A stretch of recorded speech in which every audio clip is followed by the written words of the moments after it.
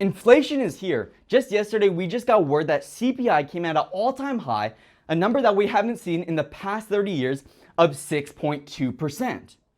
And last month, the month of October, they were predicting a number of 0.5% increase in CPI. But that number got freaking blown out of the water. And now we have this number right here, 0.9%. Basically double the prediction of last month. So that's why the stock market is like becoming red. Like yesterday I woke up, I was like, whoa, why are all my stocks red and things of that sort? Well, it's because everyone's worried about this inflation number, right? 6.2% is a crazy number.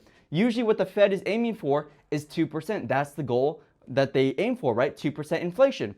But 6.2%, man, that's a crazy, scary number. But what am I going to do with this 6.2% number, and how does it affect my life?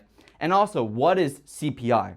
So CPI is an acronym, stands for Consumer Price Index, and basically it's an index that measures the average kind of goods and necessities an average American would spend on a daily, weekly, monthly basis. Things like transportation, your rent, your food, shelter, medical supplies, your education, all these things that we need and that we spend money on a daily basis, that's what goes into CPI.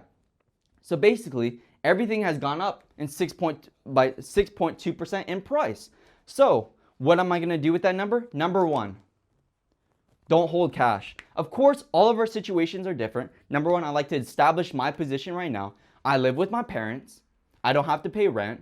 I'm a student, right? I work a minimum wage job. I'm 19 years old. So I don't have that many amount of like expenses or really that much responsibility right now compared to somebody who might have kids and they're paying for tuition, or maybe they have like a super expensive dog that they have to pay for. So it all depends on your situation, and depending on your situation and your circumstances will dictate the kind of decisions you'll be making in the marketplace.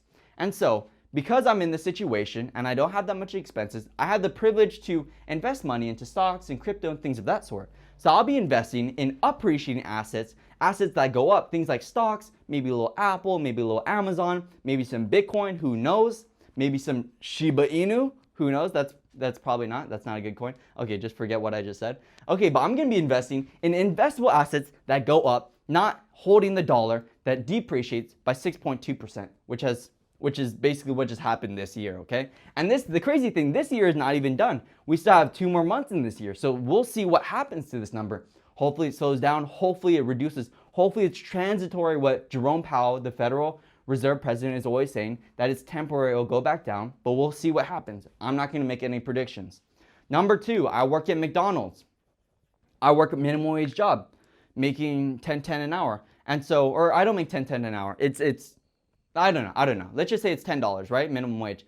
And so I'm going to be asking for a raise, at least a number that's increased to 6.2%, at least equivalent, because I'm going to go up to my boss, which I have a really good relationship with, and I'm going to be like, boss, my purchasing power of my dollar, my wage is effectively 6.2% less in purchasing power.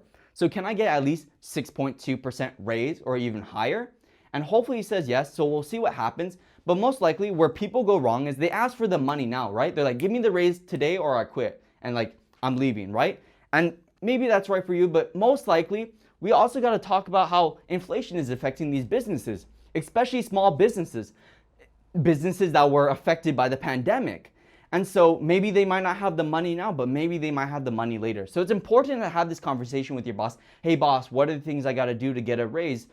Can I get a raise so that my purchasing power is equivalent to the beginning of the year? And maybe it might take a month or 2 months or 3 months, but it's important to have that conversation.